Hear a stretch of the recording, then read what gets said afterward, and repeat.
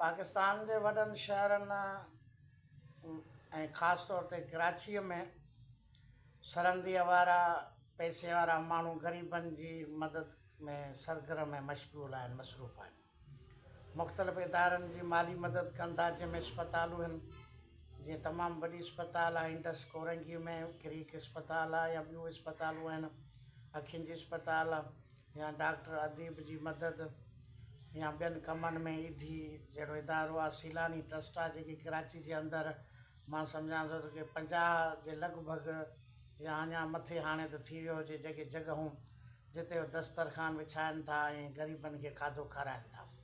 रोज़ानी बहितरीनु इंतिज़ाम आहिनि उन्हनि जा सुठा, ऐं उन्हनि खे मानी जो बंदोबस्तु उते कनि था सुठे नमूने सां।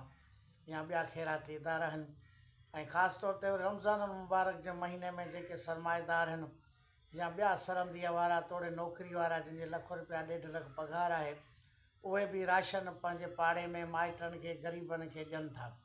पोइ को 100 माण्हुनि खे, को 15 खे, 10 खे, त को 1000 खे उहो राशन बि रमज़ान मुबारक में उन्हनि खे हर पहुचाइनि था, जेको पूरो महीनो उन्हनि वटि हले थो।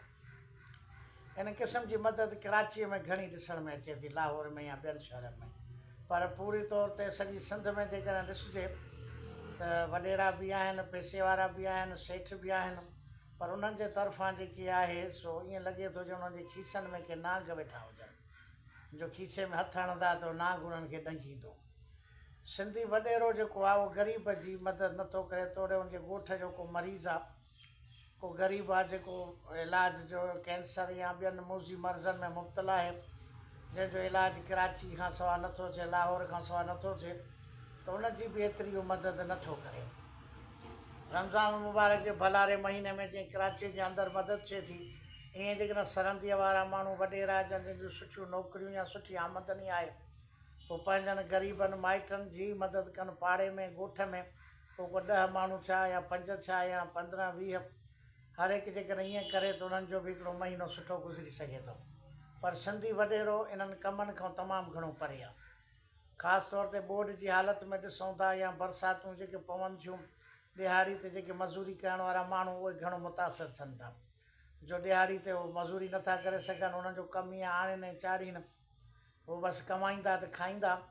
पर ॻोठ जे अंदरि सरहदीअ वारा उन्हनि जी बि का बि कंहिं बि क़िस्म जी को किलो बटालू वठी ॾियण जी मदद नथा कनि। सिंधी माण्हू तमामु इन कमनि में पहुतिया, ख़ैराती कमनि में मदद कमु करण में तमामु थोरा माण्हू आहिनि जेके मदद कनि था, न त जेको आहे सो जेको आहे रिज़ल्ट जेकी आहे अक्सरियत में उहो ज़ीरो आहे। 1000 जरेब जो मालिक या 500 जरेबनि जो मालिक बि के 10 ग़रीबनि जे बि घरनि खे नथो हलाए सघे, या 5 खे बि। बाक़ी पंहिंजी अयाशी में लाहौर कराची जा बंगला हुजनि, अयाशी हुजे, कुकरनि जी महल हुजे, दांदनि जी गोए हुजे, जुआ हुजे, ॿिया बुरा फेल हुजनि, शराब हुजे, हिकु राति में 10,000 20,000 जो शराब पी वेंदो, पर कंहिं ग़रीब जे लाइ 5,000 बि उन वटि न हूंदा। पोइ आहिनि कंहिं सखी मर्द आहिनि जेके मदद कनि था ख़ामोशी सां, पर उन्हनि जो तइदादु तमामु घटि आहे। वॾेरनि में जीअं नवाब अमीर बख़्श ख़ान भुट्टो आहे, उहो तमामु शोहरत खां त परे आहे, उहो ग़रीबनि जी मदद करे थो, पर ॾाढी ख़ामोशी सां उहो फेसबुक ते या मीडिया ते उहो नज़र नथी अचे। बाक़ी नवाब अमीर बख़्श ख़ान भुट्टो ग़रीबनि जी मदद करे थो, मरीज़नि जी जेको उन वटि वञे थो उनजी उहो मदद करे थो, पर उहो माण्हुनि खे एतिरी उनजी ख़बर न आहे जो उहो ज़ाहिर या शो उनखे नथो करे। अहिड़ा के ॿिया बि आहिनि सखी मर्द जेके मदद कनि था ख़ामोशी सां, पर अक्सरियत जेकी आहे सिंध में या सिंधी माण्हुनि जी या सिंधी वॾेरनि जी, उन्हनि में इहा मदद करण जो को जज़्बो या को जरासीम आहे ई कोन। बाक़ी अयाशी जे लाइ, ॿियनि ख़र्चनि जे लाइ, शादियुनि करण जे लाइ 2-2 3 शादियूं कंदा, पर ग़रीबनि जी मदद न कंदा। सो ख़ासि तौर ते जेके ग़रीब पहुच, अॼुकल्ह जेको घणो मसइलो बीमारी जो दवाउनि जो थी वियो आहे, दवाऊं तमामु घणियूं महांगियूं थी वियूं आहिनि, डॉक्टरनि जूं फ़ियूं महांगियूं थी वियूं आहिनि। सो 1000-1200 ते वञी फीस डॉक्टर जी पहुती आहे, वरी एक्सरे लेबॉरेटरी जूं टेस्टूं, वरी दवाऊं, वरी सभिनी पंहिंजा स्टोर खोलिया आहिनि। सो पर्चो जेको आहे सो दवाउनि जो पूरो भरे ॾींदा, जो स्टोर हुनजो पंहिंजो आहे। लेबॉरेटरी जूं टेस्टूं खामखा बि लिखी ॾींदा, जो उन्हनि खे उतां कमीशन मिलंदी, एक्सरे अल्ट्रासाउंड तां कमीशन मिलंदी, ऐं हाणे त ख़ुदा हुन डॉक्टर जी पूरी करे सरकारी नौकिरी प्राइवेट नौकिरी वरी इहे कमीशनूं वरी स्टोर वरी दवाऊं। सो हालांकि ॿाहिरनि मुल्कनि मां पढ़ी सिखी उते सभु कुझु ॾिसी था अचनि, पर हिते पहुची वियो साॻियो जेको आहे सो जानवर ॼट थी था वञनि। साॻियो माना हिन वक़्तु ॼण जेकॾहिं को रहम जेकॾहिं डॉक्टर में जेतिरो हुजणु खपे एतिरो हुन में रहम ई कोन्हे। पर उहो ॾिसे बि थो ग़रीब आहे मरीज़नि जी हालति, ऐं बसि हाणे रुॻो इहो आहे ॾिसणो आहे डॉक्टर खे त रुॻो पैसा कमाइणा आहिनि, रुॻो मुक़ाबिलो आहे कॉम्पिटिशन आहे। हुन जेको आहे सो पंहिंजो सेंटर खोलियो आहे त मां बि खोलियां, हुन कराची में जेको आहे सो बंगला वरिता आहिनि त मां बि वठां। सो हाणे वरी इहा सूरत हाल थी वई आहे, हुननि जो मुक़ाबिलो थिए। अॻे त डॉक्टर 10 खां नज़र न ईंदा राति जो, हाणे 12 बजे बि पंहिंजे क्लिनिक ते वेठा आहिनि। हाणे हुननि ॼण अंग पूरो करे छॾियो आहे, 100 मरीज़ ॾिसणा, अॻे 20 खां मथे न ॾिसंदा हुआ। जो डॉक्टरी में या त मरीज़ खां पुछिजे, हिस्ट्री पुछिजे, हुनजी पूरी बीमारी, घर वारनि में कहिड़ियूं बीमारियूं आहिनि। पर हाणे 2 मिंटनि में हिकु मरीज़ खे फारिग करे था छॾनि, 100 मरीज़ ॾिसी पंहिंजो ₹1,00,000 ₹1.5 लख खयूं पोइ घर था वञनि।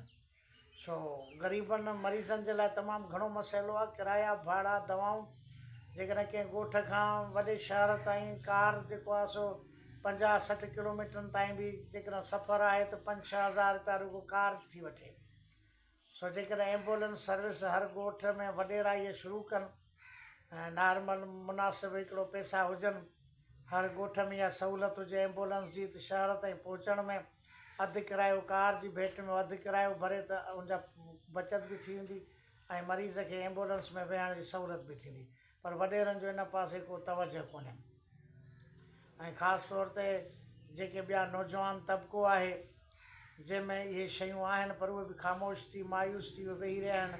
ॻोठनि शहरनि में जेको आहे नौजवान जेकॾहिं सरगर्म थियनि, जेकॾहिं को मरीज़ आहे त उनजी मदद जे लाइ चंदो करे या उन ताईं या ॿी का मदद शहर ताईं पहुचाइण में जेको घणो सरगर्म तबिको त नौजवान खे हुजणु खपे, उनमें जोश बि आहे, जज़्बो बि आहे। पर उहो अॼुकल्ह नौजवान फेसबुक जो जेको आहे मरीज़ ऐं असीर थी वियो आहे, सोशल मीडिया जो कैदी बणिजी वियो आहे, आस पास या ॻोठ जे माहौल खां बिल्कुलु कटियलु आहे। न त अॻु में सोशल वेलफेयर जूं तंज़ीमूं ठाहे ऐं ॿिया समाजी सरगर्मियूं करे उहो जेको आहे सो ग़रीबनि जी बि मदद कंदा हुया। पर हाणे सोशल मीडिया जा कैदी बणिजी विया आहिनि, उन खां ॿाहिरि निकिरण ई नथा चाहिनि। बसि उन में के घुमनि, के बसि पंहिंजी तरक़ी में स्कॉलरशिप ॻोल्हींदा था वतन, कहिड़े मुल्क में मिले या कहिड़े मुल्क नौकिरी मिले, या वधि में वधि उन्हनि जो ज़ोर रुॻो पसंदि जी शादी ताईं हूंदो त का पसंदि जी शादी करे आराम सां वेही रहूं। सो नौजवाननि खे अॻिते अचणु खपे, इन कम में उहे सरगर्म थियणु खपनि ऐं समाजी भलाई जे कमनि में ख़ासि तौर ते मरीज़नि जी मदद, ग़रीबनि जी मदद, हिन में दुनिया ऐं आख़िरत जो बि भलो आहे ऐं ॿियनि माण्हुनि जो बि भलो आहे। ख़ासि तौर ते असांजे सरहदी वारनि खे त इन सिलसिले में अॻिते वधी जेको आहे सो मदद करणु खपे। बाक़ी रुॻो पंहिंजी अयाशी में जेकॾहिं पूरा हूंदा त पोइ हालति जेकी मुआशरे में तव्हां ॾिसो था त रुॻो पेनूं फ़क़ीरनि में इज़ाफ़ो थिए थो, मरीज़नि में इज़ाफ़ो थिए थो, हिकु दवाउनि में असरु कोन। ॿियो डॉक्टर जेको आहे सो गैर ज़िमेवारी जो मुज़ाहिरो कंदे जितां पैसा मिलनि था उन्हनि कंपनियुनि जूं दवाऊं नक़ुली बि हलाइनि था, के ख़ामख़ा फज़ूल क़िस्म जूं दवाऊं बि लिखनि था, जंहिंसां अञा बीमारियुनि में अञा इज़ाफ़ो थिए थो। सो नौजवान तबिके खे अॻिते वधी समाजी कमनि में बि भरपूर हिसो वठणु घुरिजे।